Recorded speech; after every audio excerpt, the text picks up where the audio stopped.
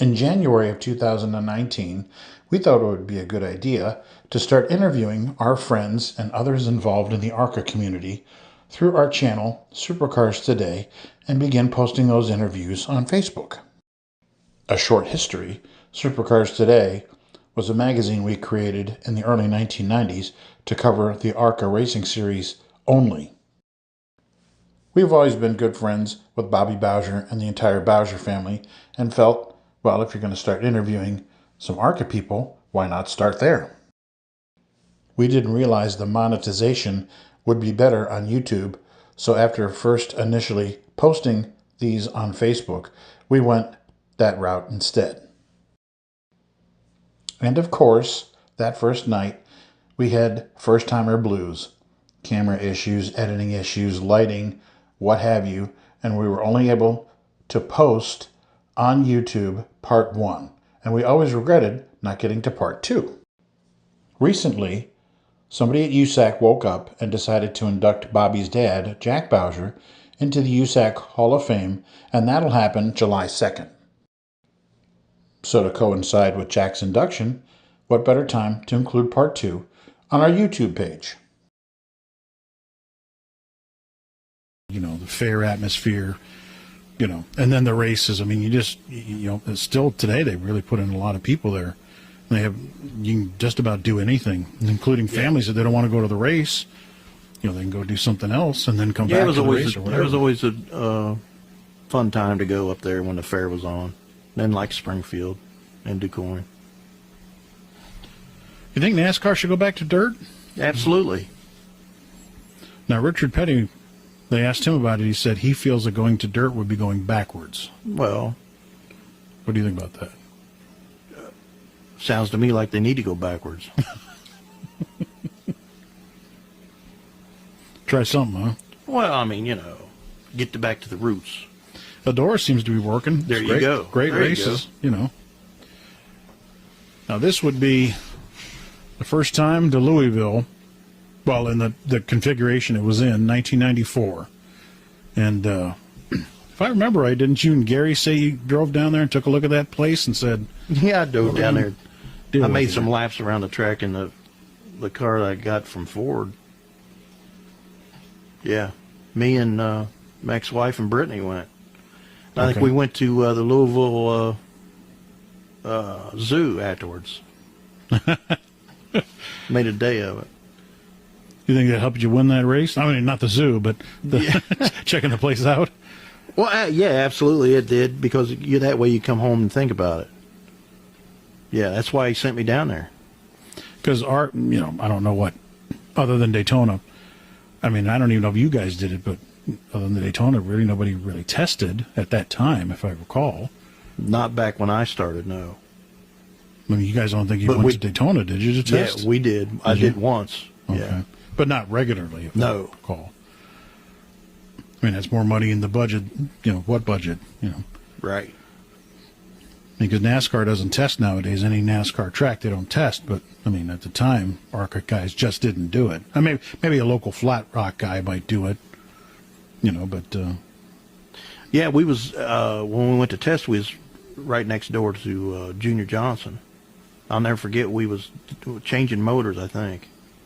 Try a different motor. And it was right at lunchtime. We looked over there, and everybody was gone. Junior's crew. I mean, everybody was gone. The car's just sitting there. Who's got a camera? Yeah, they went and ate lunch, I guess. But did you learn anything that day? Looking at that car? No, I didn't look at it. Who said I looked at it? Who said you didn't? Yeah, we'll ask that question off air. Go over to Hooters or something. That's probably where they went. Well, if you're like Hilton, it's either Hooters or a wing place, one or the other. Or a all-you-can-eat place. Or right, a buffet, exactly. Yeah, see, that was like my brother. We went. I think it was at DuQuoin, was somewhere, and it was called a sideboard. You get the sideboard. It was the salad bar and everything. So Bones, he asked me, he says, "What are you getting?" I said, "I'm gonna get that running board." I called it a running board. And he went up there and said, "Hey, give me the running board." She says, "What's that?" Always competing, them Bowsher boys.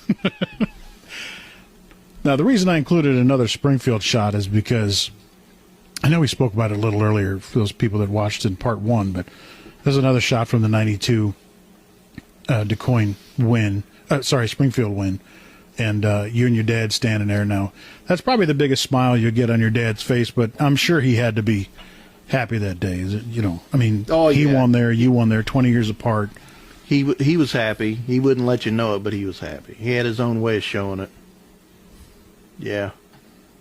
I mean, win, lose, or draw, he basically had the same look on his face, but that just had to mean so much. What was the conversation like on the way home?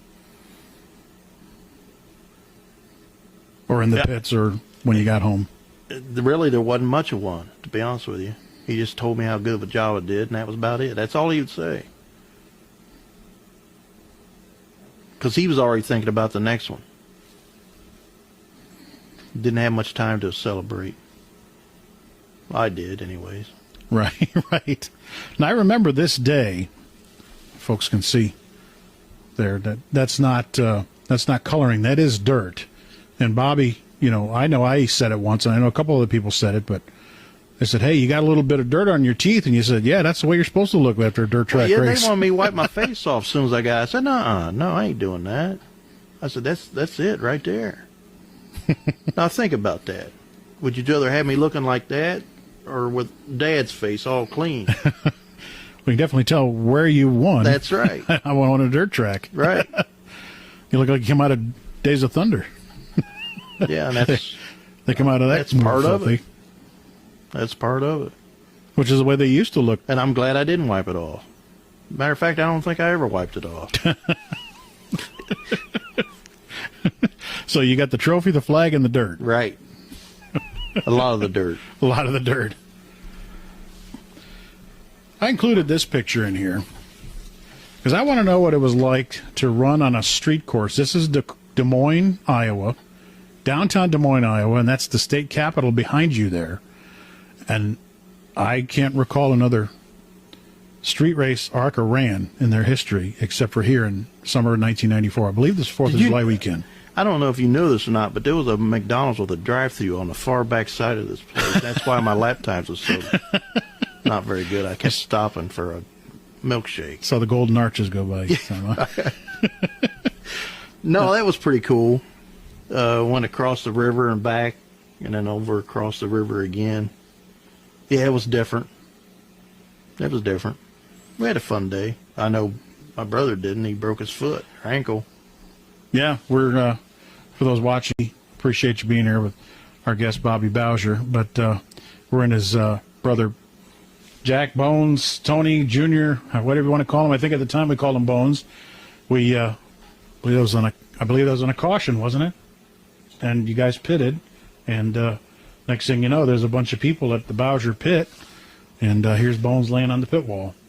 And not a good day. Not a good day at all. But I think you finished on a flat tire, didn't you? If I remember Might right. have, yeah. I think you're right. Yeah, But you finished. 3rd or 4th, wasn't it? I believe it was top 5. But street course is always fascinating me because I'm from the Detroit area, and we have street races there just about every year with the Indy cars and the sports cars, and the one major thing you hear is the complaints about the manhole covers and the bumpy streets. And a couple of years back, Bobby and I got together and decided to do a book on the Bowsher family. For his part, Bobby does all the telling and shares some inside, neat, funny, and sometimes surprising stories from tales in the family, and the book is called Bowsher, The Ride of a Lifetime. Coming in at well over 100 color pages, you'll find never-before-seen, incredible photography. You'll also hear testimonials and stories from folks like A.J. Foyt and Phil Parsons, and all for only $9.99 plus $4.95 shipping and handling. So please go to the Bobby Bowsher Facebook page and find the order form, and please send it in as the directions advise. Please enjoy the 249th Independence Day of the United States of America and all the motorsports that's either in person and on TV. And we're going to take the week off, and we'll return the following Tuesday with more stock car facts. And please be safe and have a blessed holiday. Thanks for listening.